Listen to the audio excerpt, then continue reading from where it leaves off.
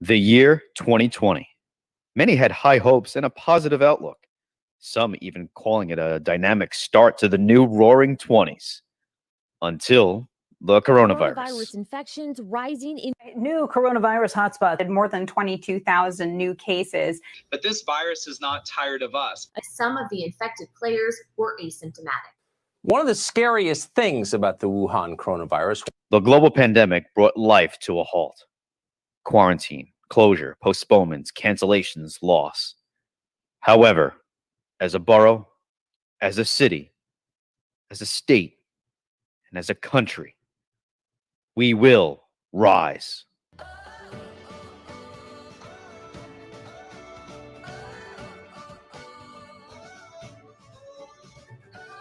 Staten Island has proven time and again that we are resilient. In the aftermath of terror or natural disasters, we have come together to rise to the challenges. But now we face a foe that few of us have ever thought we'd encounter, and now all of our lives have been altered. But through great leadership, Staten Island, we will rise again. Hello, everyone. My name is Todd Bivona with Gotham Trinity Productions, and I'll be guiding you through today's 2020 Staten Island Rising Virtual Summit. And we are going to focus on three important aspects of leadership, both during and after the COVID-19 pandemic. Joining us will be our partners for this summit, Lions Pride Leadership, and they're going to discuss the emotional and psychological aspect of being a leader, in addition to what it means to be an effective leader and the intentional strategy that we should have when being a leader during this pandemic. Now, before we get to that, it's important to note that we are here for the nonprofits of Staten Island. As this has affected many of us personally or professionally, the nonprofits of Staten Island have taken an especially big hit. A lot of funds have been redirected, understandably so, to people on the front lines, to essential workers in trying to combat this terrible pandemic. But we need to rise above, and we need to help out our fellow Staten Island nonprofits, and that's what we're here to do today. So be sure to share this with all your friends on your Facebook feed, YouTube feed, whatever it may be, and be sure to tell them to log on to StatenIslandRising.com, and it's your chance to support your favorite nonprofit. So be sure to donate to them right now. And without further ado, let's get to the 2020 Staten Island Rising Virtual Summit. Hi, guys. John Picarello, Chief Leadership Officer here at Lions Pride Leadership Company.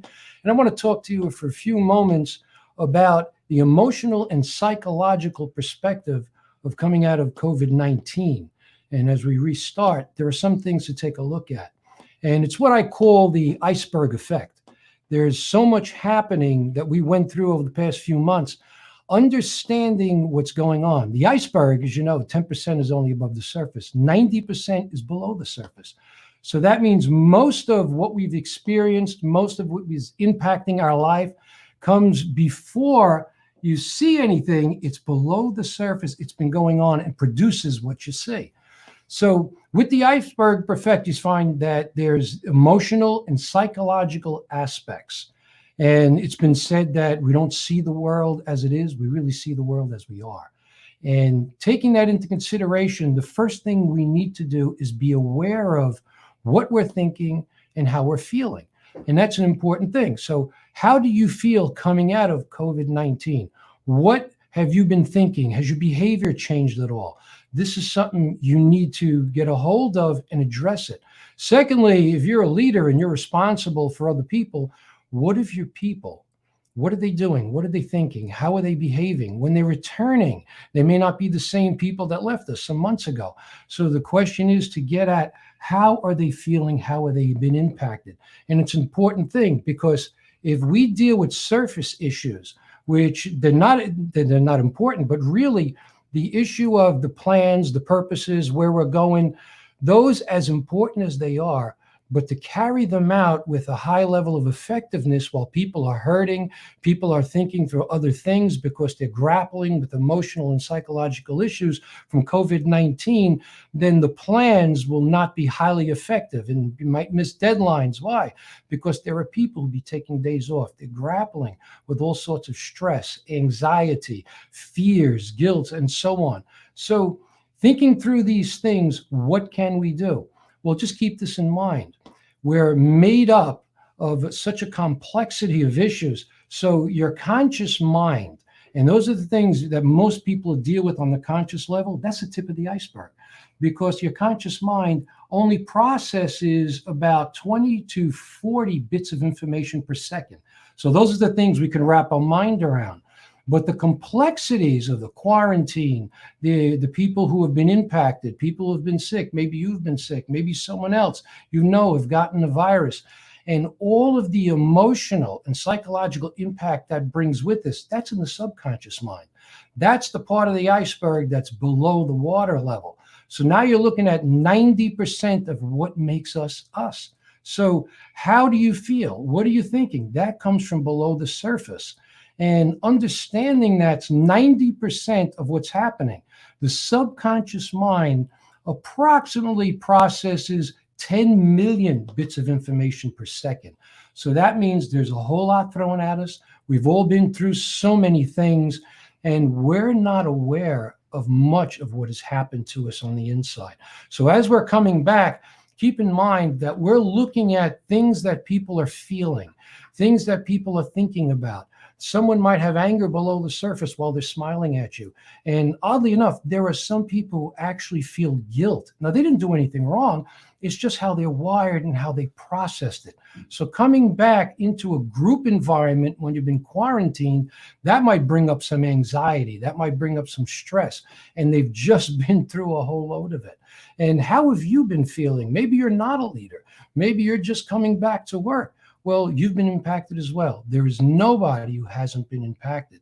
So the big issue then is, how do we address what's below the surface? And the first thing you can do is ask yourself some questions.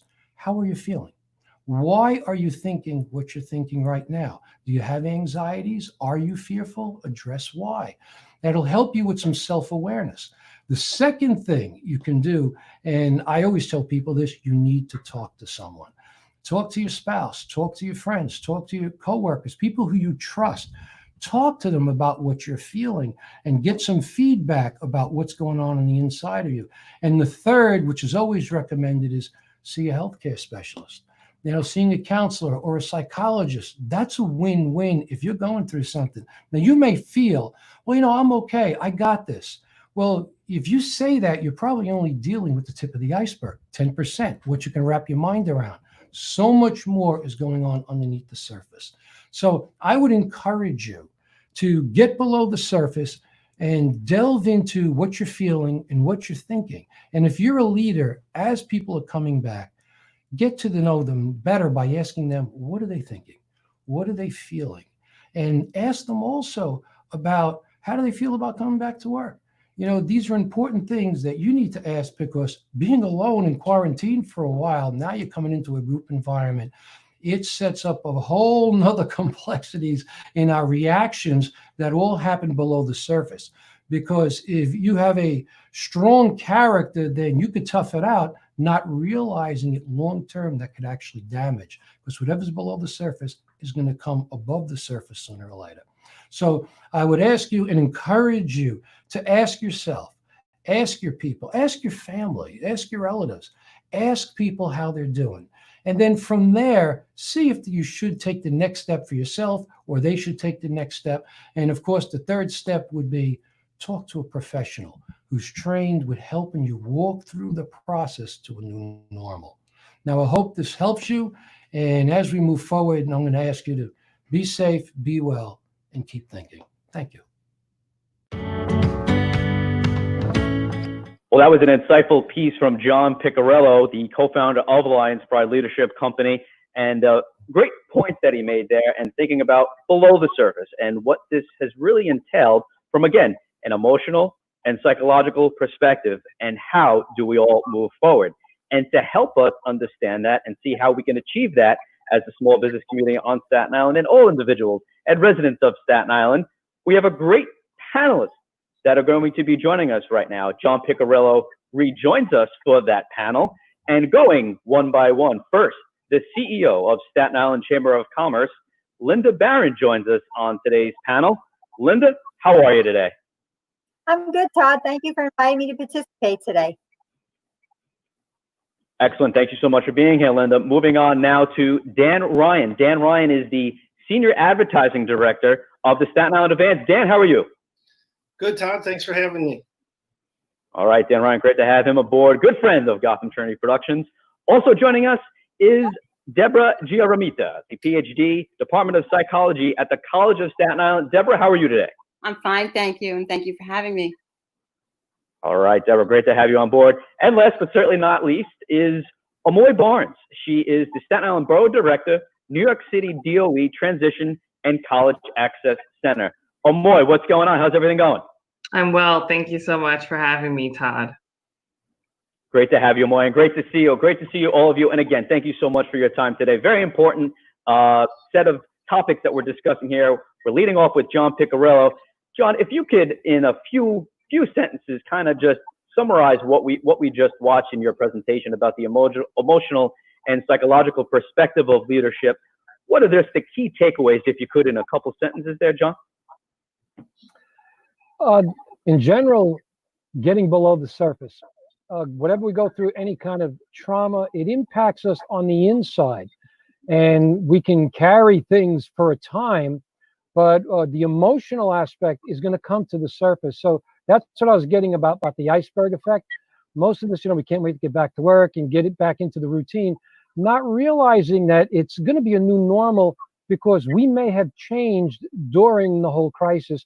So what I was getting at there is really giving us a self-check. How do I really feel about what I went through? A lot of people don't think about it. And was I fearful? Do I feel guilt? Some people have survivor's guilt. And getting at those things so we can really get a sense of, do we grasp the reality of just took place?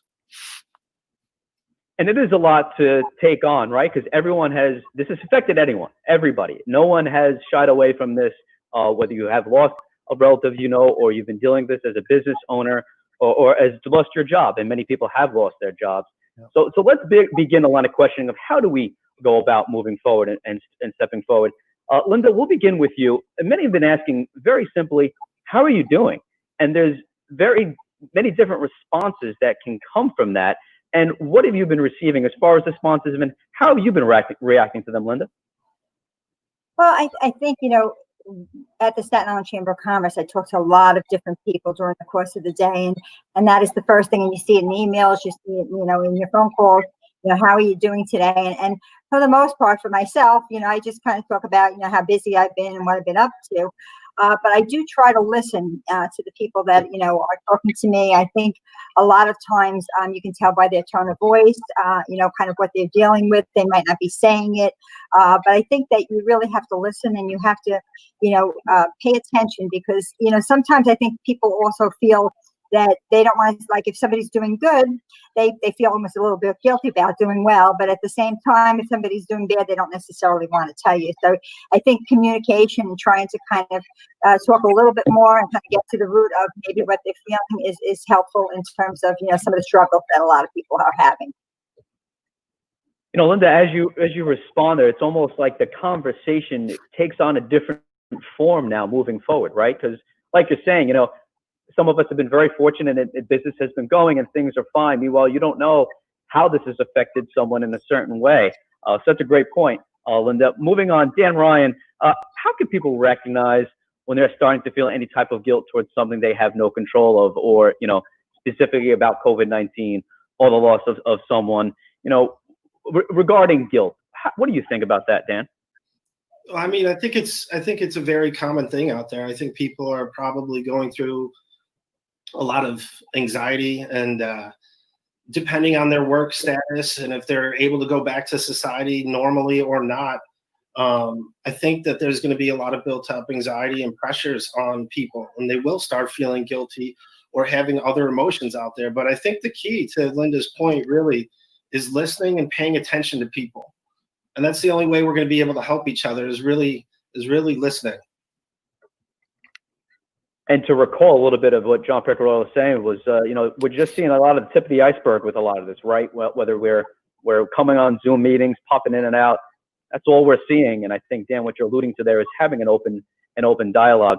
Deborah, I go to you for our next question. When do you think is the right time to have a conversation with someone about their emotions, whether that's someone on your team or for clients, or when is that the appropriate time, do you think, Deborah?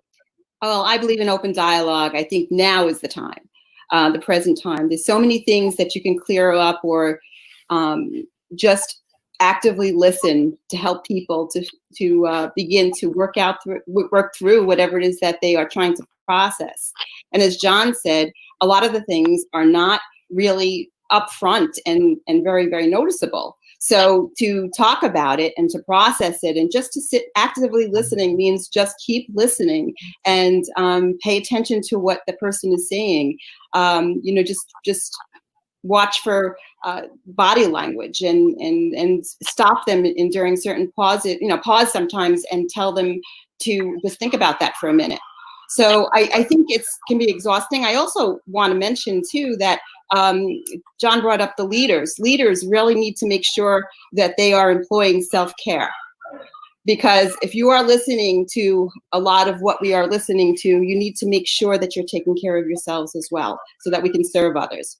But I think overall, now is the time to talk in the moment. When you see someone is having some struggles, approach them gently. You don't have to ask a lot of questions. You can just open up dialogue. And I've noticed that every time I started a dialogue with somebody, they talk. And so listening can help, to move things forward. And then you can take it a little further if more help is needed along the way.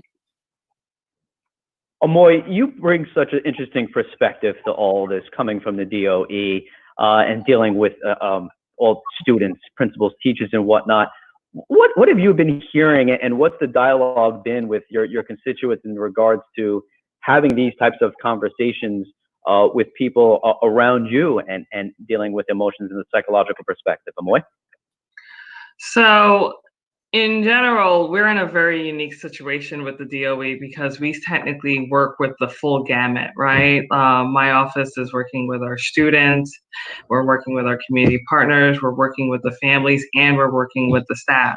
So whenever we're having meetings with and workshops, the first thing that we do is we start out by asking the folks in the meeting, how are you doing? How is everything? Are you remembering to take care of yourself?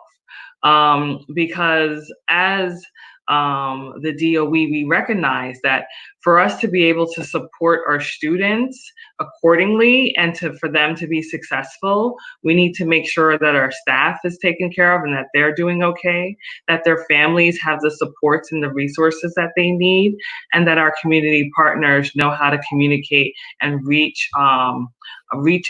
communicate those resources to our families. So we provide this sort of across the board, full circle type of situation. And we're constantly making sure that we're providing services and resources that can help benefit our students, our families, and our staff, because we know right now it's really difficult. Our staff is at home taking care of their families and teaching their children on top of teaching other people's children.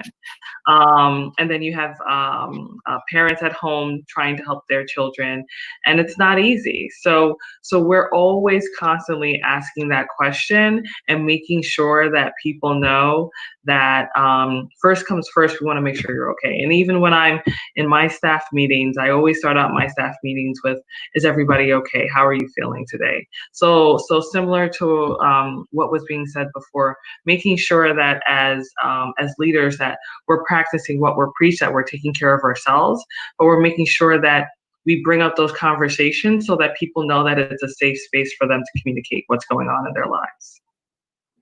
Again, such an interesting perspective with so many people on the DOE that are going through so much.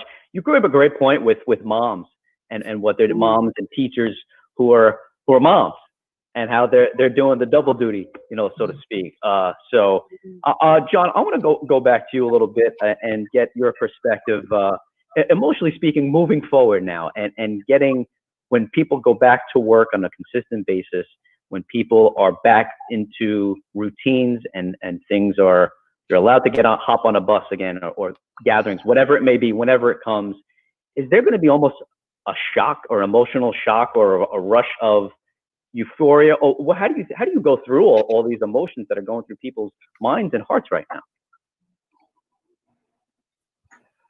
Well, everybody's different. So depending on how the last few months were perceived by the person, how they've been impacted, some people are able to get along while they're processing stuff. Others really need a little more time to come to grips with it and accept things as they happen. So it's a new normal. So they shouldn't be surprised about the different feelings they had. To your point, getting on the bus, you've been quarantined for a while, and now you're sitting on a bus full of people, and then, you have your face mask on and doing the best for the social distancing thing. As long as they're aware, it'll take time. If you get the help you need and you take it one day at a time, you will be all right. You'll come through, you'll get into a new normal, and you'll start to hit your stride. Everyone's different. I wish I could say a month out, 2 months out. Some will do it a month out, some 6 months out. Everyone's different. But with some patience, you will get into and ease into a new normal. And a big point of conversation here is having those open conversations, having a dialogue, and sharing what you do feel. And speaking of everyone adjusting differently, businesses, Linda, have all been adjusting differently to this time and trying to deal with great loss, and they're not seeing employees, not having employees, and not being able to employ or service the Staten Island community. What's been the response thus far from members and those who've gotten in touch with regards to just trying to get through it, and what's next for them, and how are they going to get to the next step of opening up? I think of a lot of the struggles that I've seen are businesses having to let go of some of their employees and how to communicate that. And, we've recommended that, as they're doing that, to stay in touch with those employees and make sure that they still feel that they're somewhat engaged. I think, when it comes to going back to work, I really think it's going to be very hard for employers. I think they are going to have to really take a lot of time out to listen and talk to their employees, because you're going to have some employees, like John said, that will just be, fine, like it's, back to another day of going to work. There'll be people that are really anxious about just being around other people. And then you've got a whole, one of the big problems we see is childcare. So you have a whole group of people that have kids at home, and now they may not want to put them in summer camp because of the situation. You have to really try to work with them to see if is there a possibility for them to work from home, and really just have that open dialogue so that you can understand, because sometimes people don't tell you what they're thinking. And if they don't tell you and you just assume they don't want to come, or they're being defiant, sometimes there's an underlying reason for that. And I think we all have to be sensitive to that, as we move forward.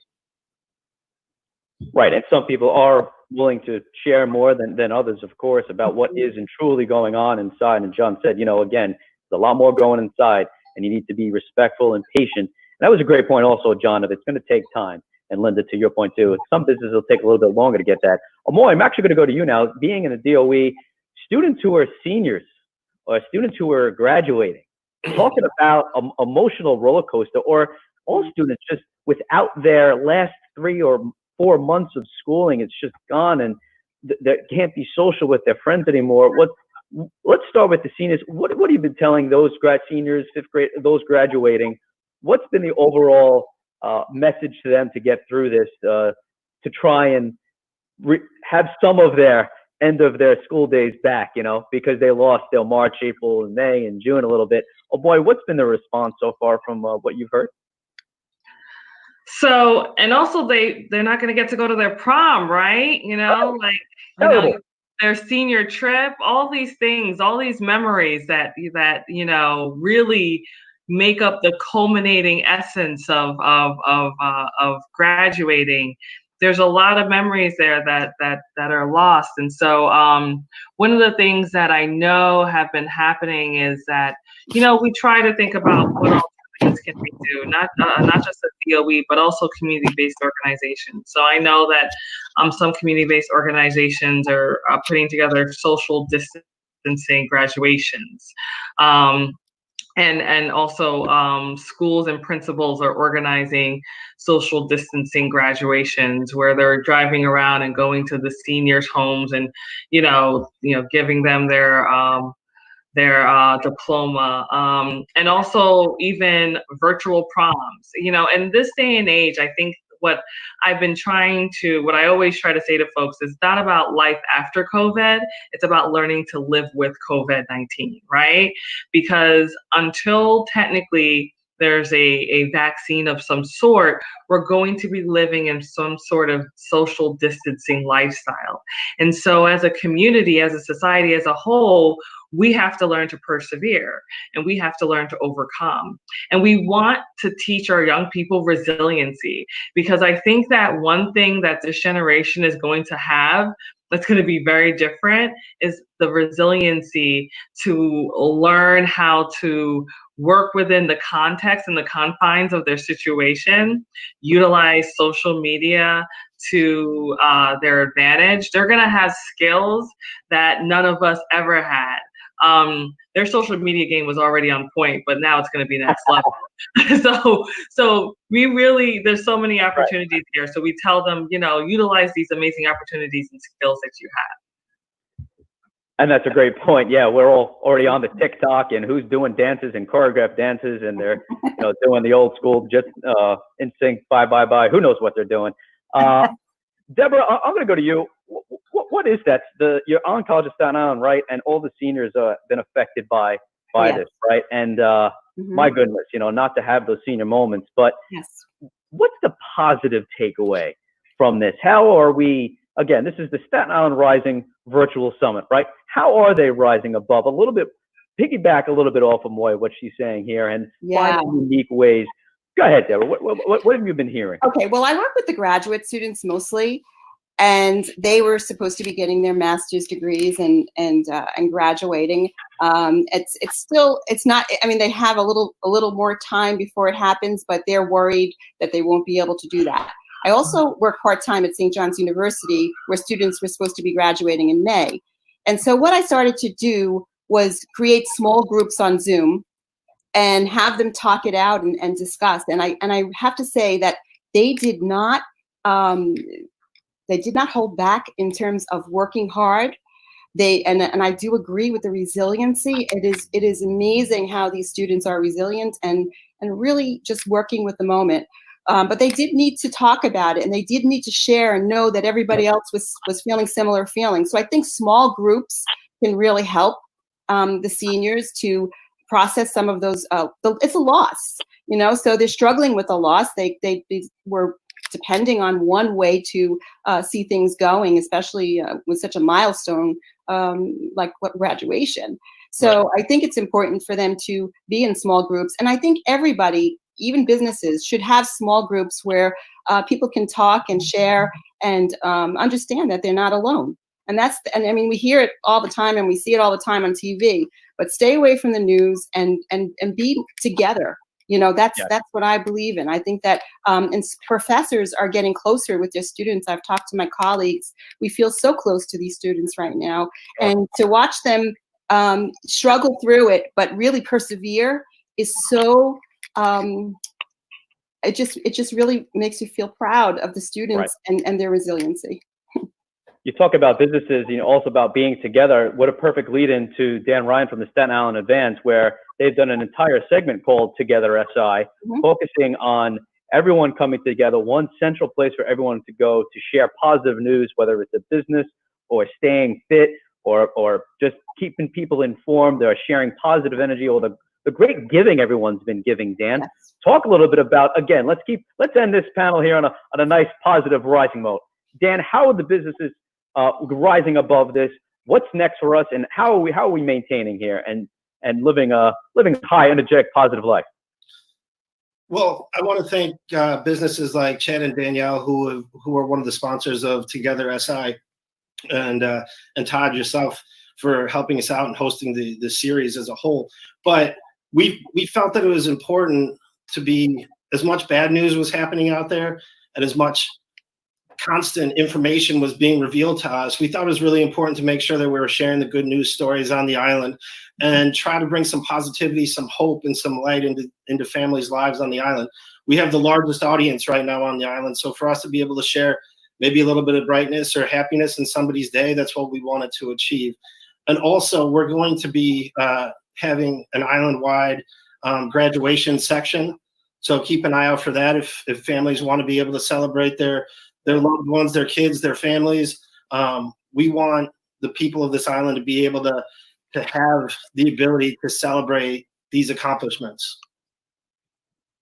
Of course, be able to have a chance for their moment to shine. And Amoy, like she was saying, they've been fancy with their social media posts, and people at College of Staten Island and St. George have been having fun trying to stay upbeat about this, still enjoy their moment, because to be fair, it's their moment, right? And they're trying to enjoy it the best that they can. Linda, we'll end it with you with your last parting words of positivity. And again, Staten Island rising. We're moving forward. We're going to be good. Business is going to be strong again. Students are going to move on to college. We're going to be back full throttle. Linda, what's your last message for everyone? You know what? Staten Island we all come together, and this is an island that has a lot of pride. And I think that, we've gone through Sandy, we've gone through 9/11, we've gone through a lot. Now, this is something that we've never gone through before, but people are forward thinking, they're innovative, they're thinking of kind of how to get back up and running again. And I just think, it's a time to reflect, yes, on the past, but really start to think how we can improve ourselves going forward. I think that we have a really wonderful, close-knit community on Staten Island. And one thing that we do is we help each other. And I think we'll help each other through this, and we'll be stronger at the end of the day. So, I think that we have good days ahead of us to get to. Hopefully we'll get to them sooner rather than later. Plenty of challenges ahead, but nothing that Staten Island can't rise above. Right, folks? Right. Pretty much looks like we're all in agreement. Excellent. Well, once again, Linda Barron, thank you for joining us. Amoy Barnes, Deborah, thank you so much for joining us. And Dan Ryan, really appreciate the time. Thanks for your insight here. Again, emotional and psychological perspective of leadership, staying positive, moving forward, and moving on. Special thanks to all of our panelists for their time. Of course, thank you all for watching and continue to watch. We have some lighthearted stuff coming ahead, so don't go away. But of course, thanks to our panelists, Linda Barron, the CEO of the Staten Island Chamber of Commerce, Dan Ryan, Senior Advertising Director of the Staten Island Advance, Amoy Barnes, Staten Island Borough Director, New York City DOE, Transition and College Access Center, and Deborah Giaramita, PhD, Department of Psychology at the College of Staten Island, and to John Picarello, of course, of Lions Pride Leadership for that presentation, and also expanding upon the emotional and psychological perspective of leadership moving forward through COVID-19. Got a lot of fun ahead, but remember, don't forget to share this, and don't forget, this is for the Staten Island nonprofit, the Staten Island, so don't forget, be sure to support your local, your favorite nonprofit on Staten Island. Stay tuned, plenty more to come in this program. It is the 2020 Staten Island Rising Virtual Summit.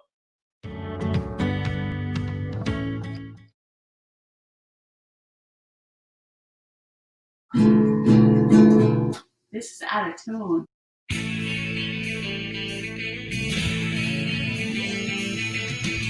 No one told you you'd be stuck inside all day.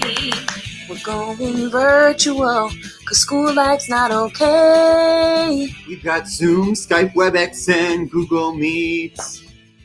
We'll be doing this for months, well, hopefully weeks, but we'll be virtually there for you. It's almost like real life. Virtually there for you. Morning, noon, and night. Virtually there for you. Cause we've got to make the best of it too.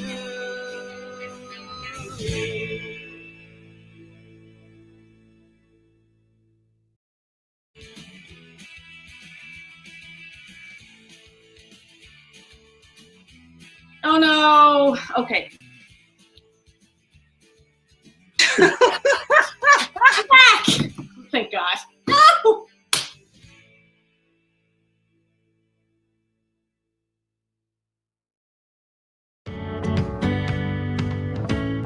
Normal is not coming back.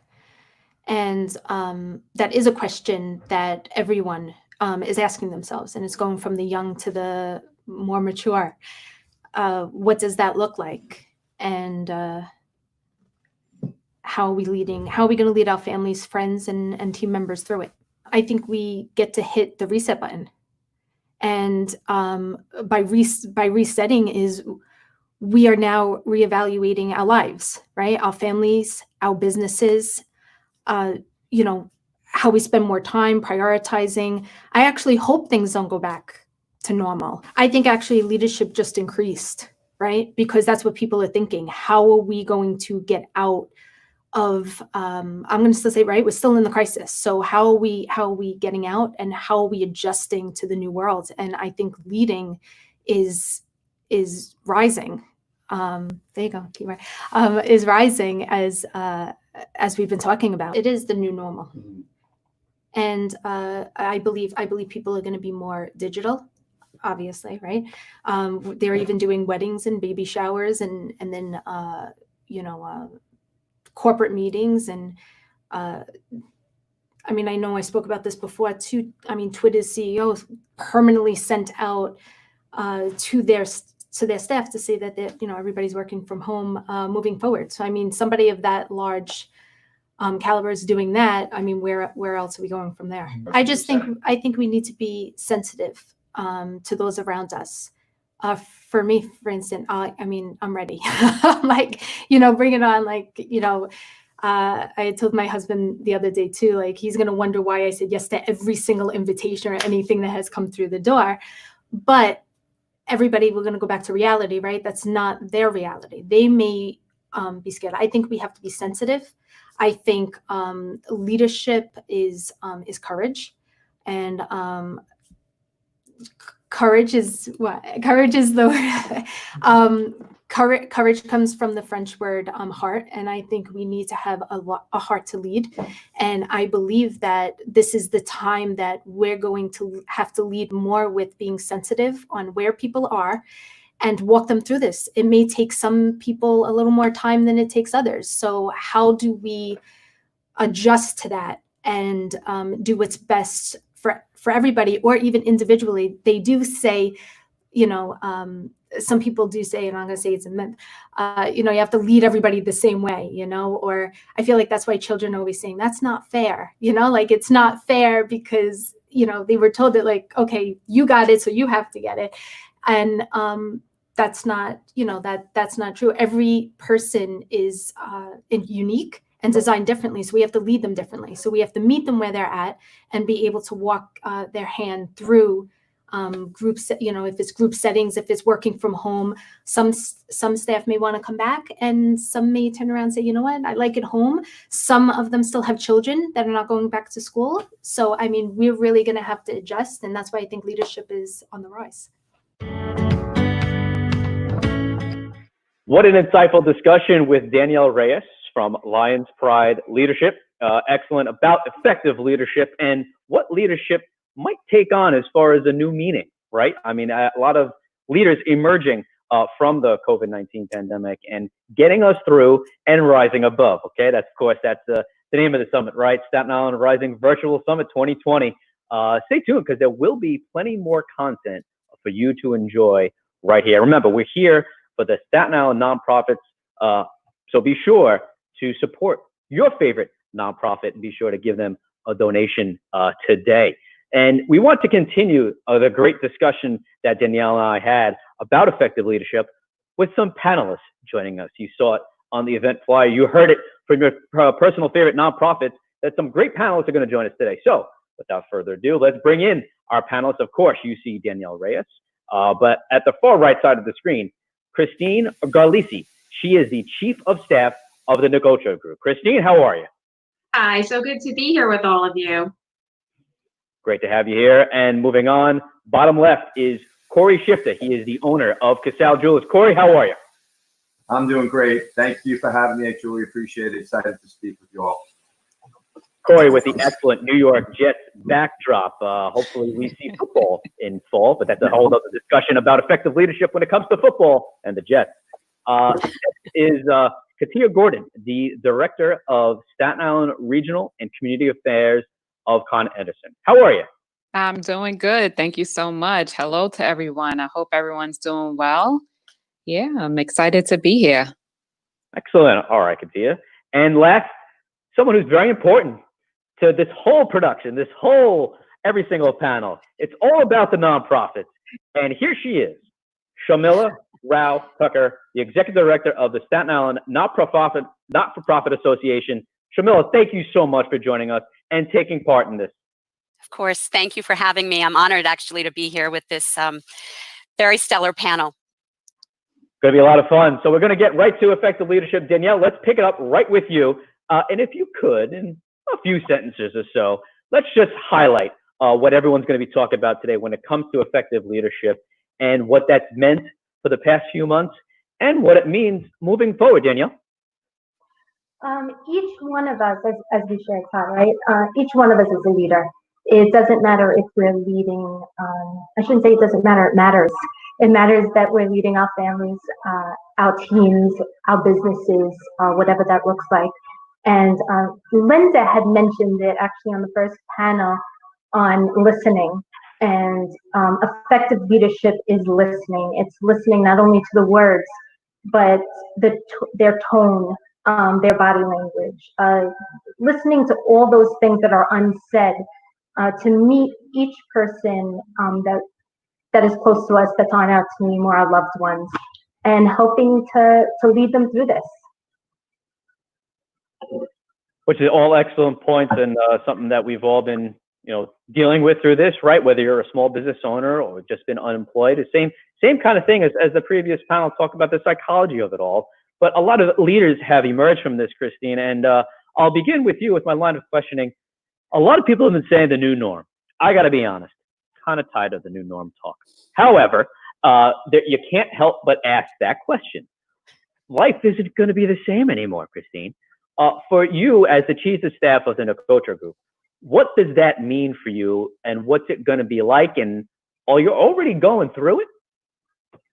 Well, absolutely. I think from the first signs of this time in our lives, we started going through something together. And I'm very lucky to work from, but more importantly, to learn from Lois and Richard Nicotra, who have been in business for 40 years. So they have certainly seen ups and downs over that period of time. And they are, big believers that the people you lead you. So whether it's listening to clients or guests or our team or our tenants, we really have always tried to be empathetic listeners. And, Danielle mentioned body language. Such a big part of hospitality is looking at people's smiles and their body language. And of that, it's more about now making sure we video conference, making sure that we call people, making sure that we're constantly communicating. So I refuse to think this is our new normal, but with each day, we adjust to what the day brings and plan for what we hope is a return to life that is very meaningful and very connected. Cory, I'll jump over to you with something a little bit different. Do you believe the definition of leadership has changed? Has it evolved at all? Is it the same in being a leader? And how have you executed that with your business? It's interesting because I think the definition of leadership will always be the same. That's somebody who leads, and somebody who directs, and somebody who can be on the front line. But I think the job of a leader, no matter what the circumstance, is to continue to focus on an outcome. I think at the end of the day, things are going to change, but it's how we react to those changes that's going to make the big difference in our lives, whether we're in business or at home. An interesting thing that happened to me personally, besides the business, when we were forced to close in mid-March, was that my wife had an opportunity to go back to work. She was an ICU nurse, and she had an opportunity to work at a COVID ICU. And we had a big discussion about it, and we went back and forth about what she should do. And her main thing was she wanted to go out there and serve the community. So at that point, I agreed, and we agreed together as a family that this is what we were going to do. And I would now be the leader of the household, and she would be the one going out there and serving the community. So we kind of flipped roles. And the interesting thing was I was like, all right, the last thing we left off was, all right, let me know when you're going to start, and she said, okay. And she said, I'm starting tomorrow. So at that point, now I'm the leader of my household. I'm now homeschooling our children. I'm now leading our children by example on how they should be living their lives. And I was able to really connect with my children in a personal way by leading them just a little bit different, I guess, than what my wife would do. but homeschooling, raising them, doing all the dishes, doing everything I possibly can to make her comfortable at home, while my wife was out there serving the community and being an asset to those who need her most. So, leaders lead. It doesn't matter what circumstance you're in, whether you're in business, whether you're at home, whether you're on the street. Lead by example, do what's right, do what your heart tells you to do, and give it all you got. And that's the true meaning of a leadership to me. Much respect to your wife and truly appreciate her service through the past few months. It's been quite an ordeal, I can imagine, working on the front lines. And kudos to you, being a stay-at-home dad, taking care of everything like the dishes. Good for you. It's been a fun run. I was able to connect with my kids like I've never done before. So it's truly a blessing to be able to spend some time with them. And you know what, Cory, you're right. And I think a big thing about this whole summit is staying positive. That's one of the positive takeaways from this. And Katia, I'll go to you. What are some of the positives you're taking away from this when it comes to leading your family, your teams, clients, and just relationships in general? What are you being able to learn from this? And what can you take away from this on the positive side? So that's one of the strengths that I have, is always looking at the positive side and just trying to affirm that we're going to get through this. I think it's really important, especially with this, this current situation, is just to know that there's opportunity everywhere. Like, we get to be creative and innovative in absolutely everything that we do. And while many folks are just trying to figure out what would be their new norm, I don't think that it's necessarily a new norm. It's just a new way to tap into some creativity and innovation, and just to make the best of it. So as an effective leader in my home, I just try to make it important to stay focused on ourselves as an individual, and just to make sure that our mental capacity is up to par. I do this with my team at work. I make sure I check in with them every day. How are you doing? Just to get that personal touch and make sure that we're doing okay mentally, because I think that's the most important part of leadership, is just being there and being present and meeting people where they are. Great point. And Sharmila, she brings up an interesting topic of not being around as much and checking in with your team. Because isn't your team used to, Sharmila, everyone seeing each other on a weekly basis or bi-weekly basis, or having events? And the nonprofits of Staten Island in particular, when it comes to fundraising events for themselves, and their galas that they have every year, just, the faucet got shut on them, and it's been a difficult ride. But speak a little about leadership and how you and your team have been getting through this time and effectively leading now and also moving forward. So I absolutely believe that leadership is being nimble. It's not always having all the answers, but being prepared to make the necessary decisions and changes in the moment. And so while I agree that we've had some new leaders emerge during this time, I mean, I've been completely impressed and flattered that people are and inspired by the number of leaders that we've seen on the ground through mutual aid networks and volunteer groups that are trying to help their neighbors. I mean, this is what we've seen in other disasters and situations that Staten Island has had to deal with. But to me, leadership is an innate characteristic that, as some of you have said, we all have. To me, I've seen our leaders of nonprofits stepping up in ways that they've been challenged to do before. This pandemic is new to them, but crisis may not be. You become a leader by having to make choices, by having to not always have all the answers, but to be surrounded by teams of people that can help you get over that. So for me, I think that our leaders, yes, are they being tested? Absolutely. But are they ready for this challenge in general? If they've gotten this far, it is the leaders of our nonprofits that I believe are doing the right thing and doing the best that they can for our communities. Because by nature, that is their role. Their role is to take care of our families, our communities, our students, our youth. They are built to address these challenges head on. But that doesn't mean it's been easy peasy. I mean, when you asked earlier about the new normal, it's scary. I don't think many of us want this to be the new normal. But for the time being, remote, virtual, distance, wearing a mask to do events, keeping 6 feet or more apart.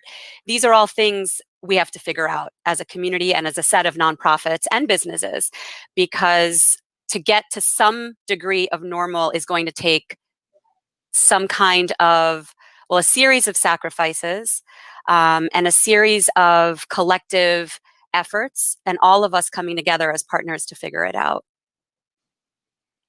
What an interesting point you make is that the nonprofits of Staten Island are no stranger to difficulties, no stranger to difficult times and trying to rise above and be called upon to do some extraordinary things.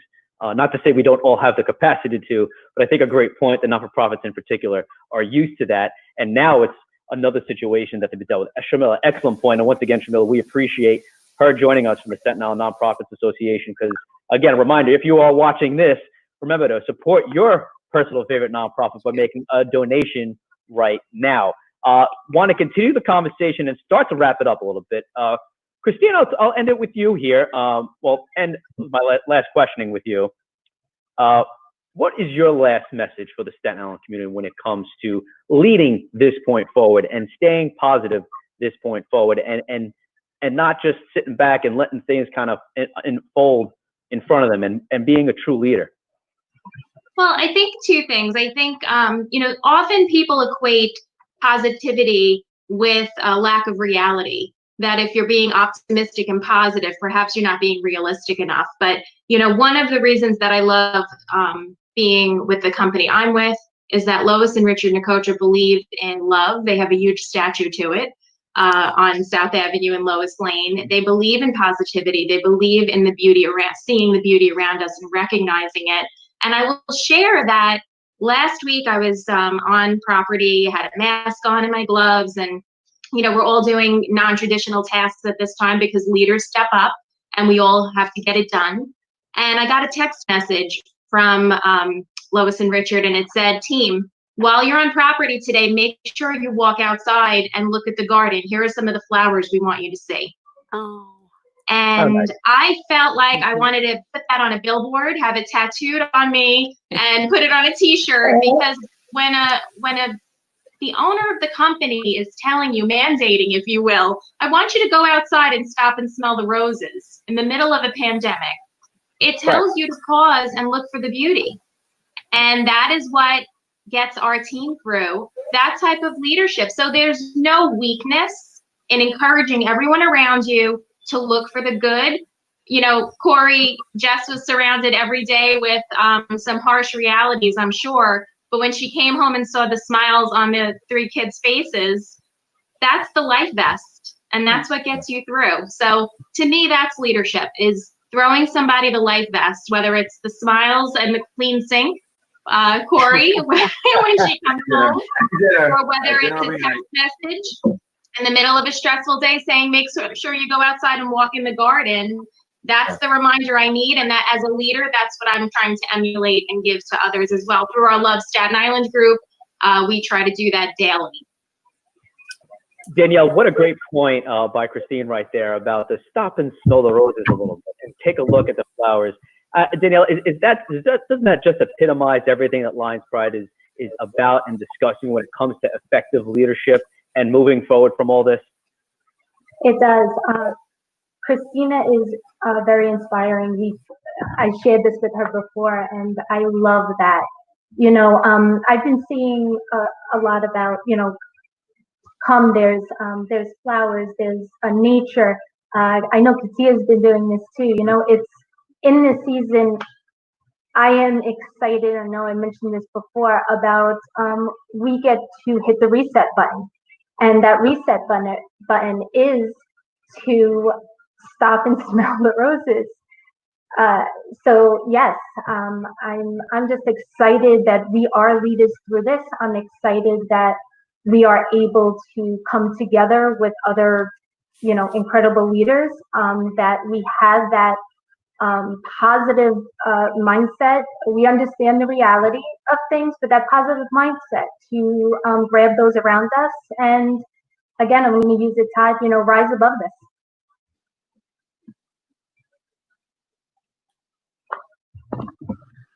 And speaking about rising above this, right? Again, this is the Staten Island Rising Virtual Summit, of course. Katia, let's go to you, and you can round out the kind of discussion here of rising above and moving forward with being a great leader. And again, what has changed at all in being a leader for you personally, professionally, with colleagues, and what does that mean? And how do you see this panning out moving forward, being an effective leader, Katia? Working for Con Edison, one of my jobs is to respond to emergencies because people depend on the electric service that we provide to them on Staten Island. So we're always pretty much around the clock providing information to our customers. So I just look at this as another layer. It's a new layer, and it has allowed us to basically communicate more and respond to our stakeholders even more quickly. In terms of my personal life, it just allowed me to become more reflective and just to see that as a human race, we are absolutely stronger than we give ourselves more credit for. I mean, we can pretty much get through anything. So I really think that, just the endurance and resilience that the community has, I'm super proud to be of it. And I'm proud to be a part of the community because we're absolutely resilient. We just overcome any kind of challenges. And while it may be some gloom, for some, like somehow, some way, we're still going to come together. We're still going to be united in order to get through all of this together. So, yeah. Cory, you're one of the most positive people I've ever spoken to, and you spoke very well about doing daddy daycare and little daddy at home time. Speak to the fathers out there for a second, if you will, and the positives that have come out of this. You said more time with your daughter, right? And also just being home a little bit more, and how being a leader at home also has changed and might have changed people's views, and for dads, right? Dads as well. It's their view of being a leader at home might have changed a little bit. Talk about that moving forward now, Cory. Yeah, you know what? Honestly, spending time with my two boys, being able to lead them by example, and my daughter as well. Just having fun and enjoying, but also just showing them that this is not going to bring me down, because this is a scary environment. Our kids are seeing masks, people wearing masks. They can't go to school. They can't go here. They can't go there. But you know what? I try to bring a lot of positivity, fun, excitement to every single day, so that they're not going to feel like they're missing out on anything. And the behind the 2.5 months I've been doing this now, I've just seen a lot of change in my children, and really showing a positive sign on how their mom should even be treated, right? I mean, I'm doing laundry, I'm cooking dinner, doing dishes, having everything clean, having them ready for bed, having everything that goes along on being a good parent, and being a good father and a role model, for our children. That's everything. The last day of my wife's work, she was, thank goodness everything's over and coming to an end at her hospital. But we dressed up in Incredibles outfits and surprised her with a big surprise dinner. That's so great. So if you saw on Facebook, it was very interesting actually. And you know what? She's incredible. My wife is incredible, and God bless her for what she's done. But on the flip side, my kids, one day, that's an impact that's going to be made on them to see, their dad went out as much enough to decorate the whole house and dress up in an incredible uniform with the family and just put out there that their mom is incredible. And that's what we should all do as dads. We should be there supporting our wives, be there setting an example for our children. One day they're going to be treating their wives or loved ones, So that's my dad quote for the day. But great and impactful and powerful and so true and so uplifting. And it's all about the small things, right? And Shamila, you could speak about all the small things when it comes to every little bit makes a difference in a nonprofit association's personal bank, right? Anytime, absolutely. Every dime, every nickel, every dollar, every minute you spend helping your local nonprofits on Staten Island, it all helps. It all adds up, and it all drives us to do what we do, and Shamila, to do what you do for the Staten Island nonprofits. I'll let you take us home here. Your last message to the residents of Staten Island at the 2020 Staten Island Virtual Summit. Shamila, you have the floor in sharing what the nonprofits would like to share with the Staten Island community. positive message you'd like to share with everybody? So first, I want to thank all of you for making this happen and for supporting our nonprofits in this way. You are correct. They need all the support that they can get. And I want to speak on behalf of some of them and express our gratitude, because this pandemic, if it's shown me anything, and I was born and raised in Staten Island, but I left for a long time. And to come back a couple of years ago and work with our leaders on the ground through this pandemic has shown me the true value of community and, yes, leadership, but more than that, collective partnership and what it means to have a human connection with each other. There aren't a lot of communities that have been able to pull off what we did in terms of caring for our sick and our underserved and those that needed us during this time. All of you, I think, have addressed this tenet, if you will. Disruption often leads to innovation. I think all of you have seen that in your personal and professional lives over these last 2.5, 3 months. And I've certainly seen our nonprofits step up to the plate because of the same thing. What do they say? Necessity is the mother of invention. Well, for me, all of you are part of this community of helping address all the challenges and barriers we faced to move into what's to come. If I could leave us with some positive or hopeful message, it's that, and again, I don't want to underestimate all the loss and all the sadness and sickness that we've experienced in our communities. It's heavy and it's difficult and it's challenging, but this has offered an opportunity for us to look through that door and see what's on the other side of it. What are we going to leave behind? What are we going to do differently? What are we going to walk through that door with that we want to have stay with us, have stay with our families, have stay with ourselves, have stay with our communities, with our nonprofits, with our small businesses? What is Staten Island going to look like tomorrow, next month, next year, as a result of what we've all been through over these past few months? And I know it's not over. This is in a way just the beginning of what we can see as our power and potential in community. And I'm grateful for what all of you have done, for what all of our nonprofits and small businesses have done to get us to this point. That empathy, that caring, which you've all talked about, we're actually stopping and we are pausing. We're thinking about we're putting ourselves in other people's shoes. That's what has allowed you all to keep doing what you're doing. And I think that's inspiring. I think our nonprofits need to feel that their communities are behind them. And again, I will say that that nimbleness, that flexibility, that generosity, it goes a long way.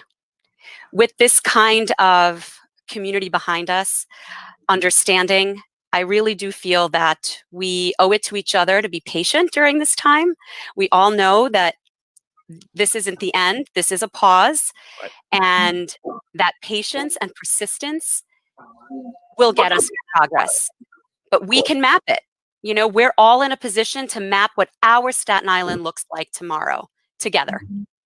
And I'm grateful that we all have each other and we have leaders like this to do it.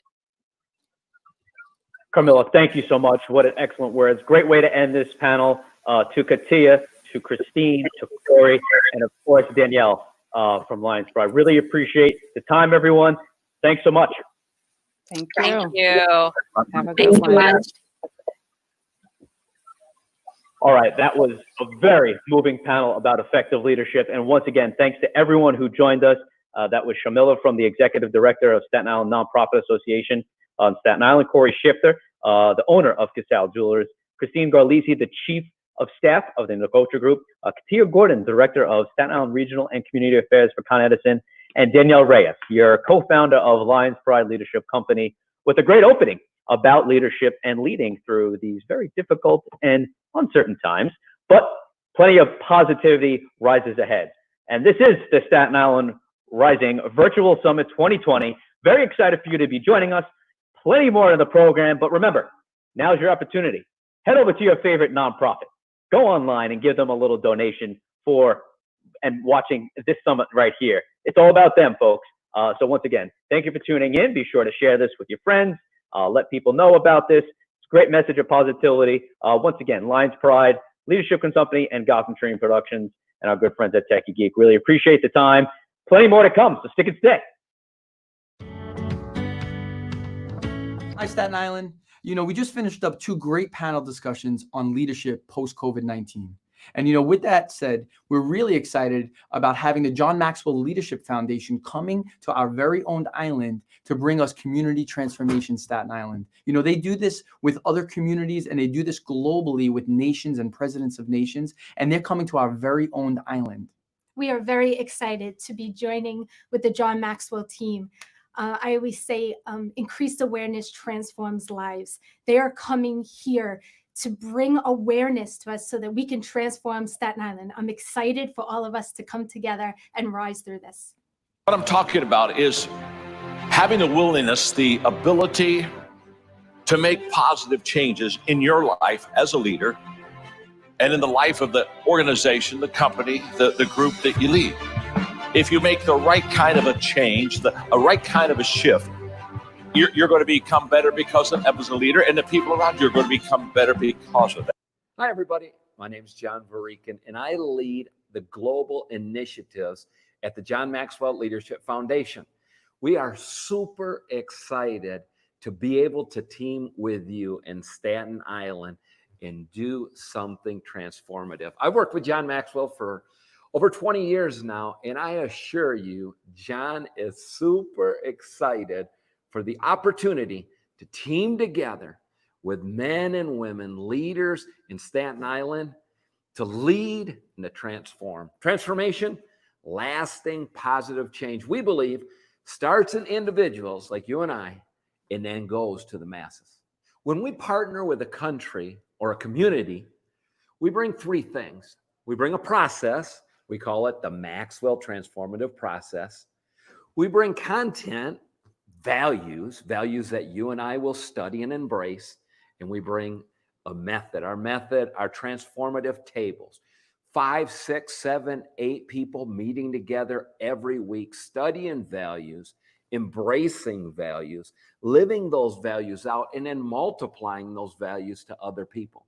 When I talk about multiplying, we're talking about multiplying in, we call it the 8 streams of influence, the streams of influence that influence society. We work with all streams across the board, and we'll work with you to help you transform Staten Island. We believe in the huge potential and synergy that happens when leaders come together, align, and propose to do something great together. That's what we want to do with you. So if you're looking at doing something beyond success, you want to have significance in your community, we're looking for you. We want you to be part of Transformation Staten Island. So this is what I'm going to ask you to do. On your screen, you're going to see the name of Danielle and Chad Reyes. We want you to get a hold of them. They'll contact you. You just get a hold of us the way we put it on the screen. They'll contact you. They'll explain to you how you can be involved, and together we're going to do something great for Staten Island.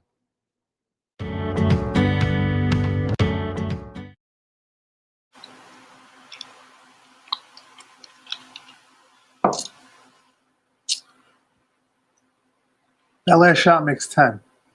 You think we need one more? You think we need one more? All right, we'll shoot one more.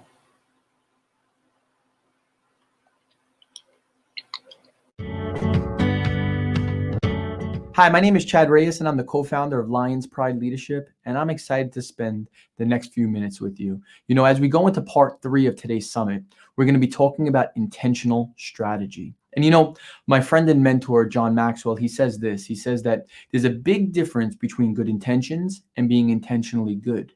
And you know, as we're coming through this crisis, there are a lot of people that have very good intentions. Good intentions meaning I want to get this accomplished. I want to launch this for my business. I need to do this with my family.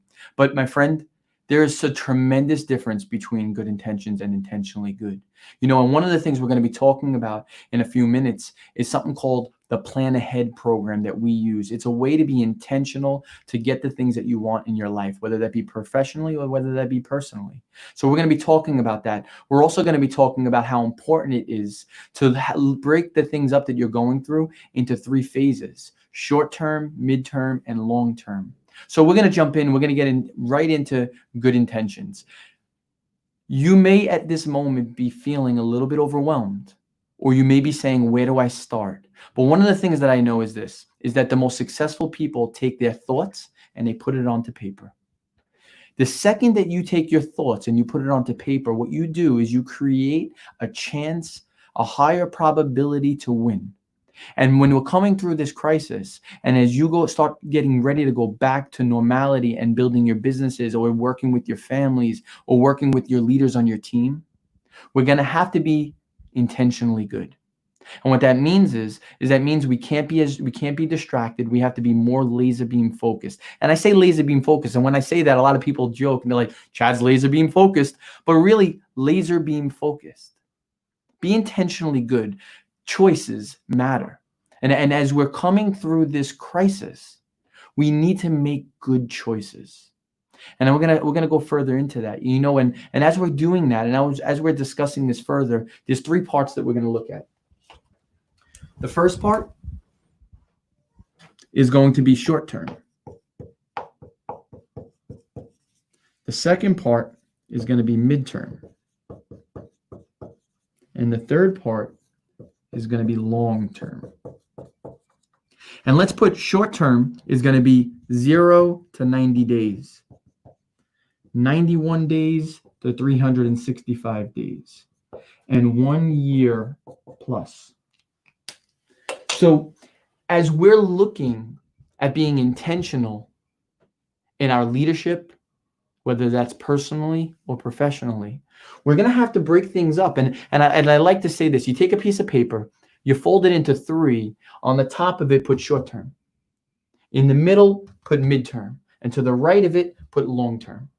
And what that'll help you do is it'll start recognizing what are the programs, what are the events, what are the things that I want to do over the next year, 2 or 3, and putting them into priority order. Because a lot of the times when we don't do that, what happens is that we get so overwhelmed because we want to take on so many different things, and then we wind up having none of them accomplish anything. So what I want to encourage you, Staten Island, I want to encourage you to take the things that you're doing and break them up into short-term, midterm, long-term. A lot of the things that I'm sharing with you is not very complicated, but it does take a lot of discipline to accomplish. And that's one of the things that I'm going to ask you as we're talking about intentional strategy. I'm going to ask you to make a decision to be more disciplined now than ever before in your life. You see, I on my LinkedIn page, I put something up there and I said, I can out-discipline my competitors. And right now, in where we're at, we need to be more disciplined than ever before. So part of intentional strategy is really being intentionally good over having good intentions. Good intentions says something with their mouth, but their actions do something totally different. Intentionally good is, this is what I'm going to do, and then this is the game plan of how I'm going to do it. And I don't know if you know this, but 80% of multimillionaires have a detailed written out business plan / strategy. 100% of billionaires that have been interviewed have a detailed game plan of how they're going to accomplish it. Now, I'm not saying you're going to be a billionaire. I'm not saying you're even trying to be a billionaire. What I am saying is that the studies show that when you take thoughts and you put it onto paper, you increases your chances of succeeding. And right now, we need to have an intentional strategy to get through this more than ever before. I'm encouraging you. Take your thoughts, put it onto paper, create a game plan, and watch what happens. All right. So as part of being intentional post-COVID-19, like I mentioned, we use something called a Plan Ahead program. And as you can see on the board here, Plan Ahead is an acronym, but it allows us to be intentional with how we're going to move step by step to get beyond COVID-19 and then to get back to winning. So I want to share with you each part of it. So the first one is the P, predetermine your objectives. No matter what you're doing post-COVID-19, we want to be very clear on what is the objective that we're trying to accomplish. Because a couple of things I know is that post-COVID-19, you don't have as much wiggle room as you had pre-COVID-19. In businesses, in families, we need to be intentional with it. So we want to really predetermine what our objectives are. The next part of it is We want to lay out our goals. What is it that we're trying to accomplish? What are we trying to accomplish in the next 60 days, 90 days, 270 days, 365 days, 2 years, 3 years? You see, if we really can lay out our goals, it'll be much easier for us to accomplish them. How about adjust priorities? You know, one of the things that my partner John and my wife Danielle and business partner said was that we're going to have to adjust our priorities, because the things that were important to us pre-COVID-19 are now going to change post-COVID-19. So as a business leader, as a mom or a dad, how do we adjust our priorities so that we can make sure that we're being relevant but not compromising in post-COVID-19? You know, the next one is notify key personnel. You know, when I say notify key personnel, if you're a business leader, do you know how important it is to over-communicate more now than ever before? Over-communicating is so key, because people are dealing with stress and they're dealing with anxiety, and some are even dealing with PTSD, post-traumatic stress disorder, right? So over-communicating is the key. And notifying key personnel is important, because as a business leader, you may have all these thoughts in your head of where you want to go and what you want to accomplish. But if we don't notify the key people in our lives, they're kind of starting, you know, we're in the middle of the race and they're starting at the beginning. And we're expecting them to be where we are at. You want to notify the key personnel. Next is allow time for acceptance. And allowing time for acceptance is so key, because you and I, we've probably spent a tremendous amount of time of how we're going to get through this. As a business leader, I know that I've spent a lot of time thinking of that. How do we get through this? How do we reach more people? How do we impact more people? But allowing time for acceptance allows your team to catch up to where you are. You see, a lot of the times, we as business leaders, and you're probably just as guilty as I am, we just want to run. We want to go. We want to make it happen. We want to make things happen. And allowing time for acceptance says this: I'm going to allow my team now to catch up to me, because I know this, that leadership and effective leadership is all about teams. You know, one is too small of a number for greatness. Allow time for acceptance. Head into action. This is where I typically see leaders focus most of their attention. What is the things that I need to get done? And they have their checklist and they mark it off and they mark it off, and that's good. And we want to make sure that we're accomplishing, we're building momentum. I say this, that momentum begets momentum. If anyone knows me personally, I always say that the hardest thing is to get momentum. But momentum makes you look better than you are. And when you don't have it, it makes you look worse than you are. Right now, as a nation, we just lost momentum. And what I'm encouraging you as a leader, whether that's in your family, whether that's in your business, whether that's in your not-for-profit, I'm encouraging you to get momentum. How do you get momentum? Well, we're going to jump right here to the always point to successes. Momentum is getting fire. Bringing oxygen to a fire. I love fire pits. So when I'm together with my friends and family, we'll have a fire pit. We'll put the wood in, and then I'll take a piece of cardboard and I'll just fan the flame. Successful leaders need to fan the flame. Expect problems. So expect problems is so key, because one of the problems of leading through a crisis and then leading post-COVID is when we think that there are not going to be problems. And you're probably right now in a spot where you're recognizing more than ever before that there are problems. And part of good planning is to expect those problems. Expect them so when they do come about, you're not derailed. Your momentum is not cut off, because you say, no, we already planned for that. So I would say this is that just expect problems. Have a conversation around what problems can happen as we're building out our 90-day plan, as we're building out our 6-month plan, our year plan, our 2-year plan. And then lastly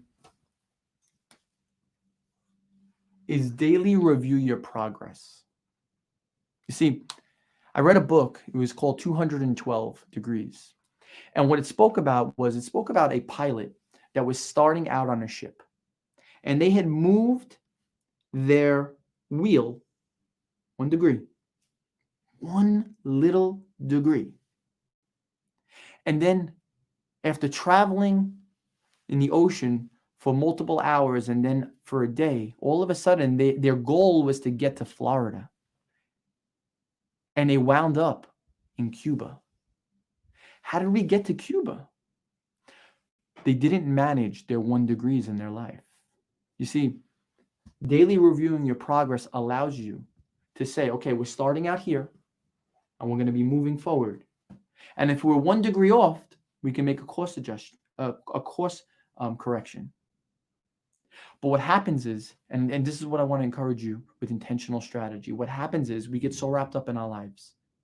I know what it feels like. I have family, friends, businesses, responsibilities, financial commitments. I get it. We're all going through that. But an intentional strategy will allow you to accomplish more, to be more, and to be more present to those that matter most to you. I want to encourage you, my friend. You can choose what direction you want to go, but just know this. The choices that you make today, post-COVID-19, will define your life and your business. Choose well. I'm encouraged. I believe in you. We believe in you. Staten Island believes in you. Make it happen. God bless you.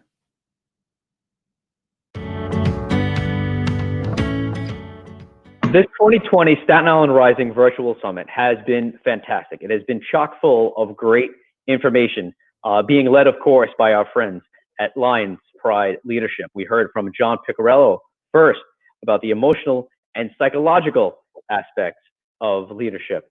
Then we heard from Danielle Reyes, informing us about what it means to be an effective leader and how that might have evolved because of the COVID-19 pandemic. We've also heard from the John Maxwell Leadership Foundation and their thoughts about being a leader through these times and beyond, and what that means, whatever phase of business you may be in, or as an individual, or as someone who is unemployed, looking to get back into the workforce. So kudos to everyone who's been involved thus far, to our nonprofits that have been providing us with some entertainment. And remember, very important, this is about the Staten Island nonprofits of great need at this time, right? So remember, pick your favorite nonprofit. Be sure to donate to them today. And you're able to watch this excellent seminar here where we're talking about leadership, which brings us to our next topic. And our good friend Chad Reyes just informed us about intentional strategy and his plan ahead aspect. But now to talk more about effective leadership and the intentional strategy of effective leadership. To talk more about intentional strategy, we now go to a great panel of people that are now joining us here on the screen. And they are, first, Cesar Claro. He is the CEO of the Staten Island Economic Development Corporation. Cesar, how are you? Doing good. Glad to be here and participating tonight. Looking forward to hearing from Cesar. Cesar, as we know, has been tasked by the New York City Mayor to be part of some of his task force in getting this city back on its feet. Very important. Next, bottom left, Gary and Julie, the owner of the and Julie Group. Gary, how are you? I'm doing well, Todd. Thank you for asking, and thanks for inviting me on this wonderful panel.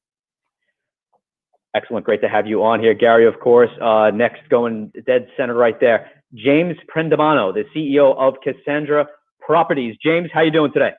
I'm great. Thank you very much. Look forward to this evening's discussion. It's going to be a great discussion. Again, our focus here is intentional strategy. And last but certainly not least, Sal Crisculo, team leader of Home Team at Freedom Mortgage. Sal, how are you? Doing great, Todd. Thank you for having me. I appreciate it. Excellent. All right. So here we go, guys. We've heard from Chad. We've got his excellent talking points. So let's dive into some basic questions based off what we watched here, gentlemen. Cesar Claro, we're going to start with you, sir.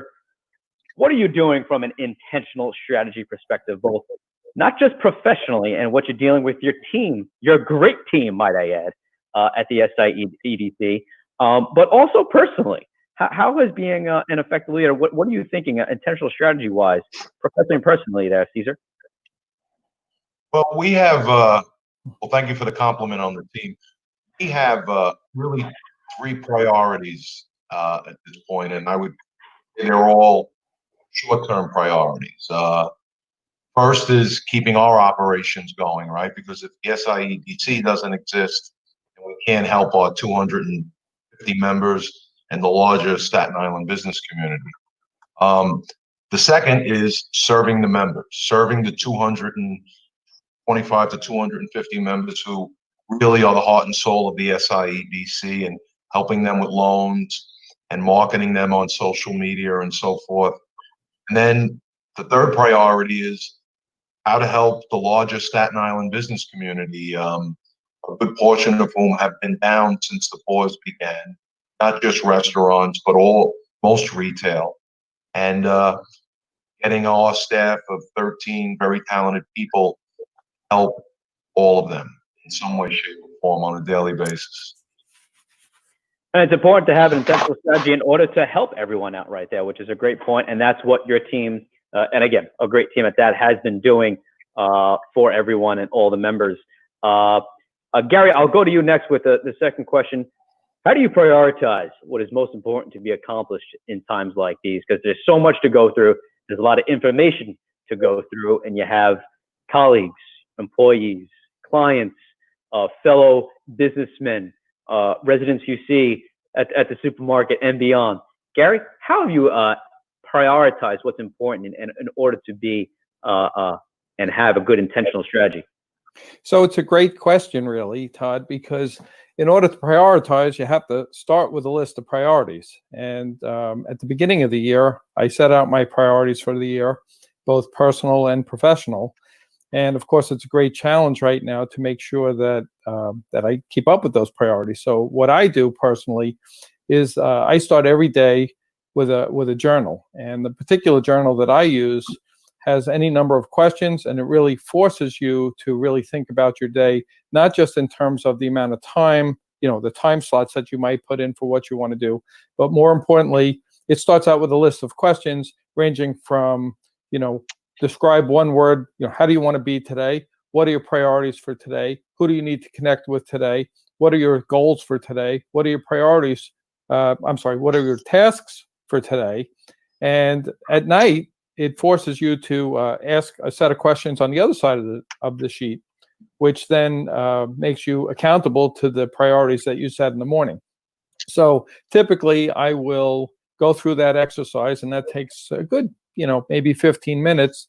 And then I will boil down my sort of to-do list for the day onto an index card. I bought these on Amazon. They're little to-do index cards, and I try and do this just about every morning to make sure that that I don't lose track of how I started it in the day, because it's really interesting how easy it is to lose track of what you set out to do in the morning.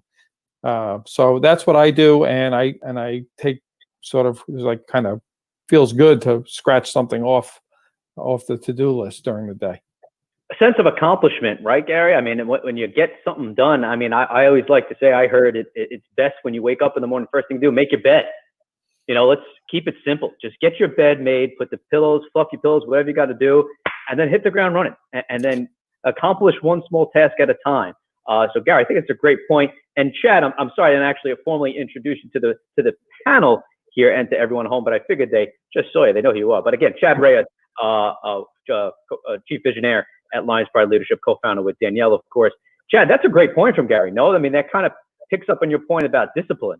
Yeah. You need to out-discipline your competitor. And I think that was a great point. Talk a little bit about Gary's example right there, being disciplined and literally you said in your presentation, right, Chad? Put pen to paper here. Let's go. Let's write down what your intentions are. Go ahead. Yeah, Todd, thank you for pointing it out. And Gary, I love the wisdom that you shared. It really is important, managing every day and making every day our masterpiece is so key, right? And especially now more than ever, because we're having things being thrown at us. Listen, I don't have a silver bullet. I don't have the answer for all of this, but I do know this. I know that if you take two people, you take a Chad distracted and a Chad focused. Chad focused is always going to outperform the Chad distracted. So I know this, that discipline will always get you a better chance of getting through whatever you're going through. So Gary, very similar to you, I have a debriefing that I do every night. Every night I have a debriefing with myself, and I literally go through what did I accomplish, what was my lesson learned from today, what was I grateful for today, who did I connect with, and I even have something on there. I count my days. I count my days till 100 years old. I know exactly that I have 710 months till I am 100 years old.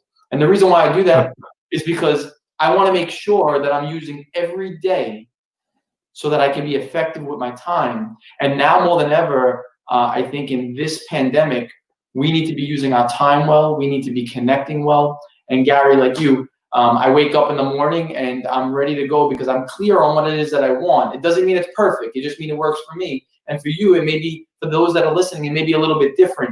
But I'll tell you this, hands down, I'll take someone who has intentionality over someone who has talent. Now, if you have both of them, it's a match made in heaven. You know, Chad, it's really important, I think, to not only have your set of business priorities, but also personal priorities, because it's really easy during these times to lose track of who you are. And I think also it's extremely important to make sure that you make time for yourself.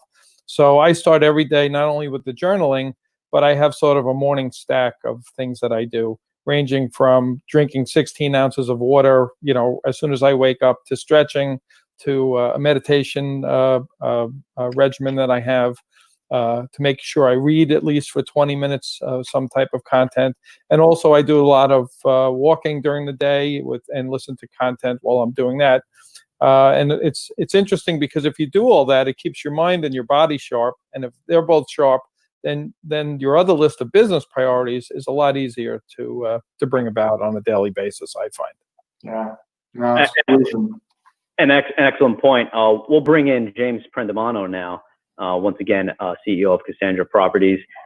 Speaking along the same lines, James, what's it been like for you maintaining an intentional strategy of leadership throughout this time, and what's been helping you to be intentionally good, as we're talking about, being disciplined during COVID-19 and also post-COVID-19, James?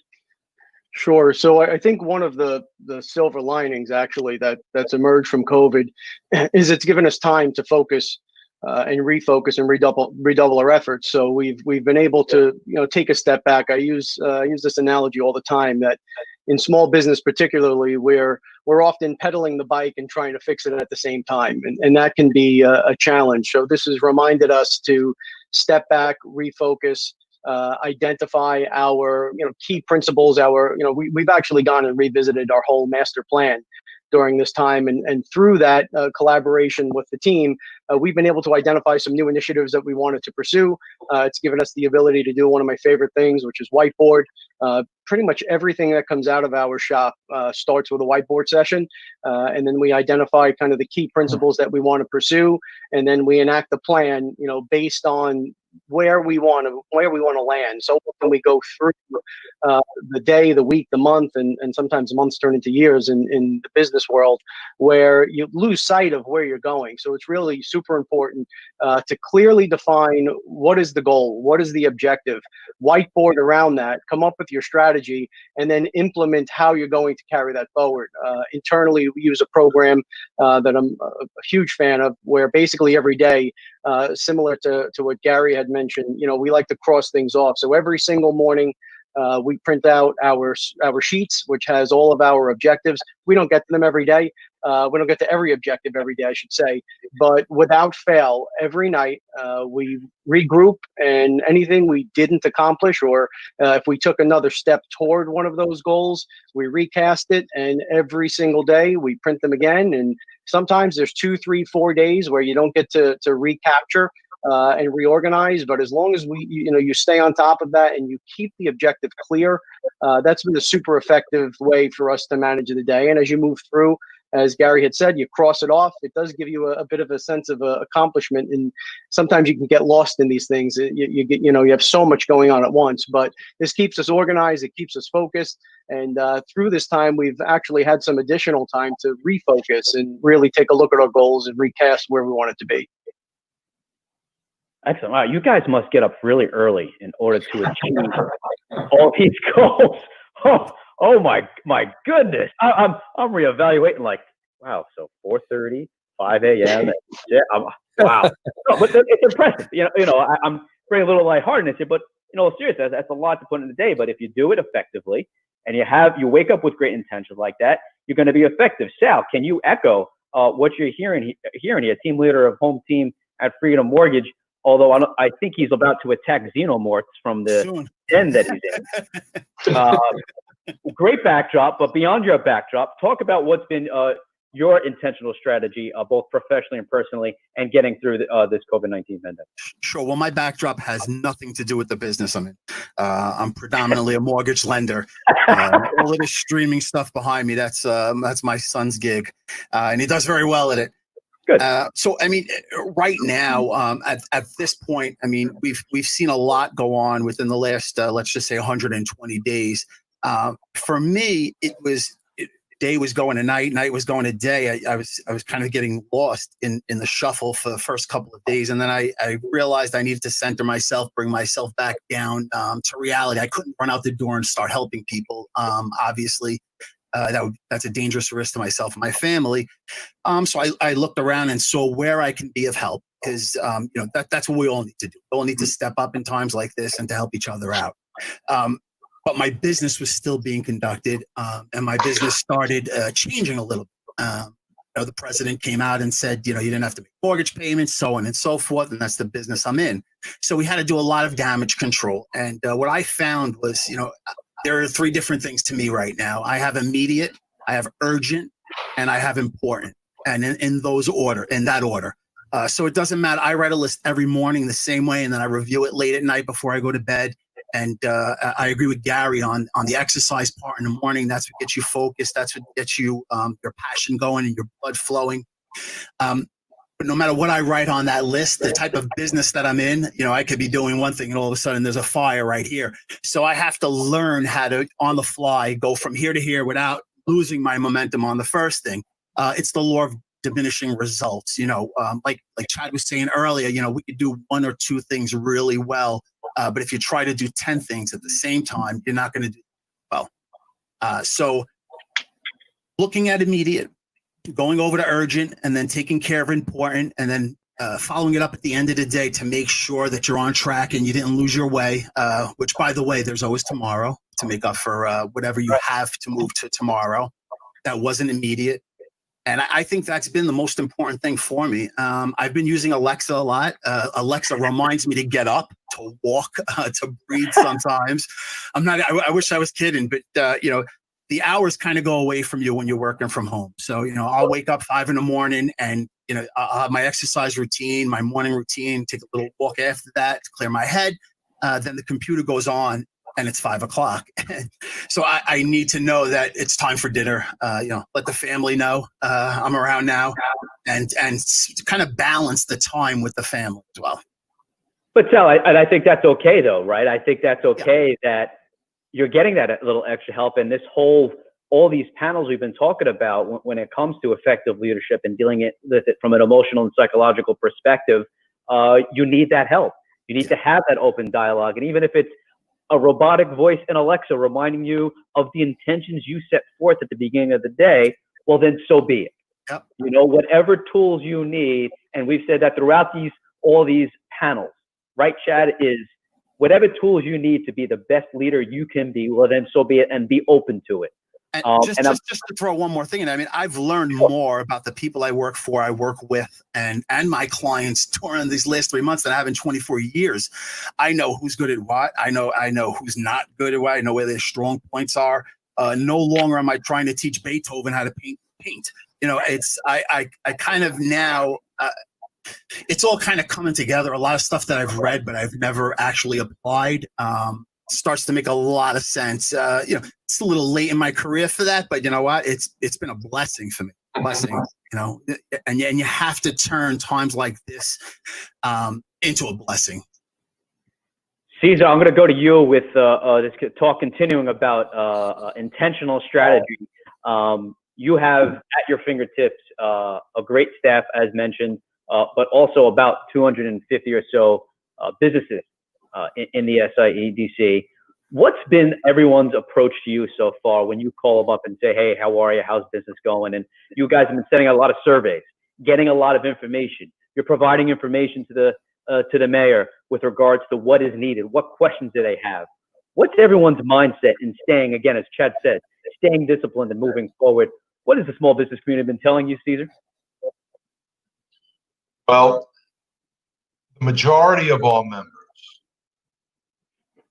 while they were affected by the pause, the most part, they've been able to transition to working from home, working off-site, and keeping their business going.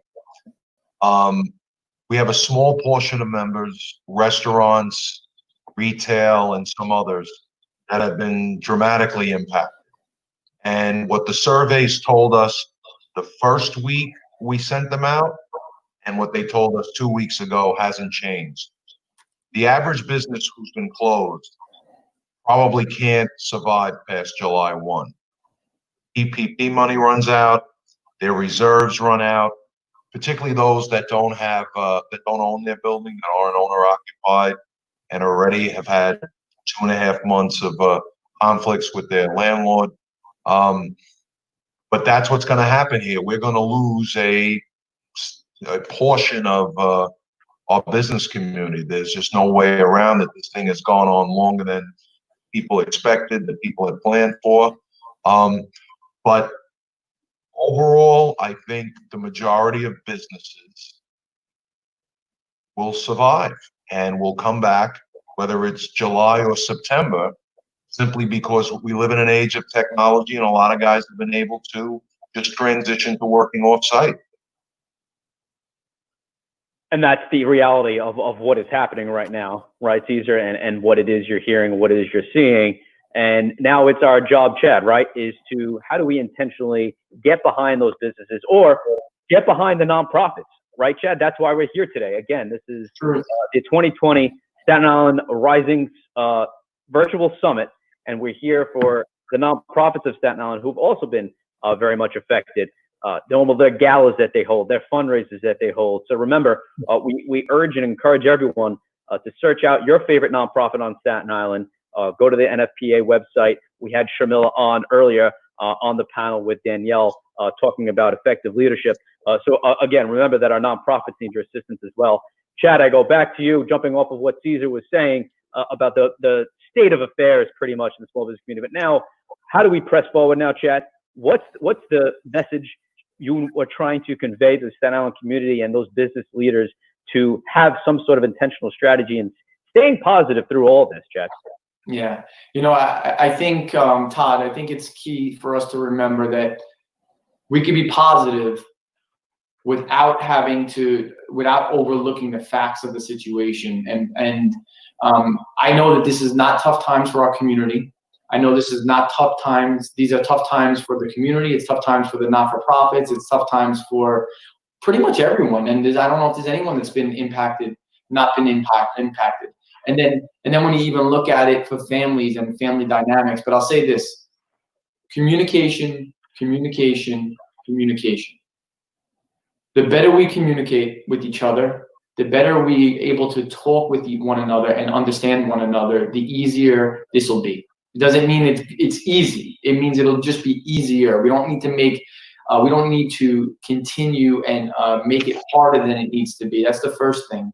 Right. And then the second thing I'll say is this, Todd, is that momentum is so key.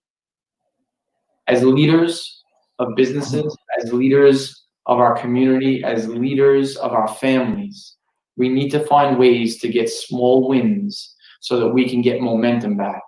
And small wins, and we fan that flame and we get another small win, and we fan that flame and we get another small win.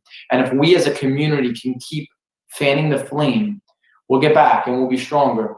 But that takes an intentional strategy. It takes effective leadership, and it takes the right perspective, because without having the right perspective, none of this is possible. Staten Island, we believe in you. I know every one of our panelists believes in you. And we're just encouraged. Keep going. Believe. Rise. Staten Island rising. That's right. And that's a great way to start the end of our discussion with the panelists. Sal Criscuolo, I'll go to you for your parting words. Again, we're talking about having an intentional strategy moving forward from this, Sal. What's your parting words for the Staten Island community? to our nonprofits and to all other business owners? I see us all as a resource. I see us all as one big family. And I think as a big family, if we all feel the same way and we all pitch in and we all keep the attitude of positivity in our lives daily, it's infectious. It's contagious. You know, we love to get together early in the morning within the circles that I'm in. Chad started all of that. Chad's definitely responsible for me getting up 4:30 every morning. But it's very important that we communicate with each other. I know it was just spoken about. Chad just was speaking about communication. But there are so many ways to communicate these days, I know, between social media, between whatever it is, emails, texts, you name it, that there's no reason why we can't continue to communicate. We can't continue to see growth. We can't continue to support each other without anything underlying than us getting better, us getting healthy as a city, a state, a country, and eventually a world. I'm part of a few not-for-profits that we've done a few things with. And, you know, they're suffering right now. There's no doubt about it, whether they're smaller or whether they're larger, they're really suffering. I think it's very important that we have that, you know, right in the side of our mind and thinking about that and being part of that. And as far as intentional goes, I mean, just being a good person these days goes a long way. And I've seen this. I've seen kindness. I've been a part of kindness. I've paid it forward. It's come back to me every time. I do think we're going to be okay. I think we're going to be okay long term and short term. For me, short term is a year from now. Yes, there's struggles right now. This is just something that it seems to happen every century, and it just makes us stronger people at the end. And we need to stick together. And parting words would be, we need to communicate with each other. And it's just great actually seeing these faces on the screen right now of people that I haven't seen for a little while. Great to get together in this type of forum, to have Cesar Claro joining us, James Prendamano, Gary and Julie Southcole. I appreciate the time, and Chad, of course, appreciate your knowledge for this panel, guys. Thanks so much for the time. Thank you. Thank you, guys. Great being with you. Bye-bye. A great final panel to have here for the 2020 Staten Island Rising Virtual Summit. We've covered a lot here today, and I understand that, but it's all with good reason, all with good heart, with good intention, just like we spoke about with this panel, intentional strategy. Have in mind what you're going to do day by day. And like Chad said, put pen to paper. Get up like 4:30 like Sal does, and do what Gary said and put pen to paper. James Prendamano talking about the hit list that he has throughout the day and all the realities that Cesar has talked to us. Yes, it's been difficult, but let's go through this together the best we can. And when we talked to John earlier, John Picarello talked about the emotional and psychological perspective. And does that mean calling someone and asking, how are they? Simple as a phone conversation, simple as a text message, and seeing how you and your associates are. How's your family doing? And really making sure that they're getting through day by day. And of course, Danielle citing and talking to us about courage and what it means to be an effective leader through this time, and how that might have evolved at this point. So I think I encourage everyone again to take the words you've heard today, also from the John Maxwell Foundation, from the Staten Island Nonprofit Association. Really appreciate your time. Thanks so much for tuning in. And remember, this is all about Staten Island, the Staten Island non-for-profits. Remember to contribute to your favorite non-for-profit for the Staten Island Rising Virtual Summit 2020. Plenty more to come in the future. Good luck to everyone. God bless, and really appreciate the time.